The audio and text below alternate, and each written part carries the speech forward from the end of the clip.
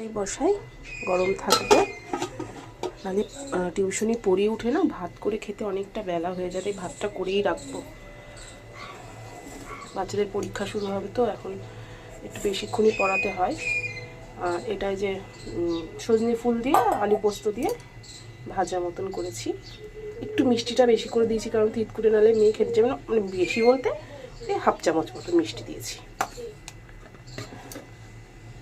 আর আলু ঢেঁড়স ভাজা, এটা দিয়ে সকালে রুটিও খেয়ে নেবো, দুপুরে ডালের সঙ্গেও একটু হয়ে যাবে। তার জন্য আমি ডাল খাবো না।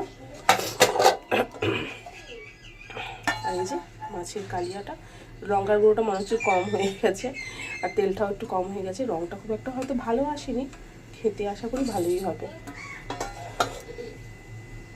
থালিটা তাহলে এবার চটপট করে রেডি করে নিই, কারণ প্রায় 1:10 মতন বাজতে যায়। যা ভাতটা এত সুন্দর করে দিতে গেলাম, ভাতটা হলো না। যাই হোক, ম্যানেজ করে দিই একটু হাত দিয়ে। ভাতটা এখনো বেশ গরম আছে।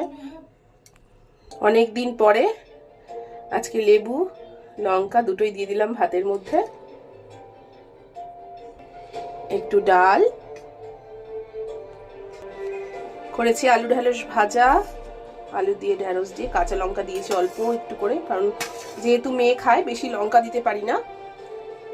করে নিয়েছি ডালের সঙ্গে। নিয়ে নিচ্ছি সজনে ফুল দিয়ে আলু দিয়ে পোস্ত দিয়ে ভাজা। এটা শুধু মুখে মানে শুধু ভাত দিয়ে খেতেই ভালো লাগবে।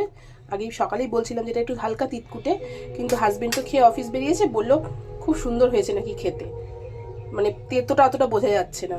যাই হোক, মেয়ে কতটা খাবে আমি জানি না, আমার তো ভীষণ ভালো লাগে। মাছের কালিয়া দিয়ে দিলাম। এই যে আজকে লাঞ্চ থালি রেডি হয়ে গেছে।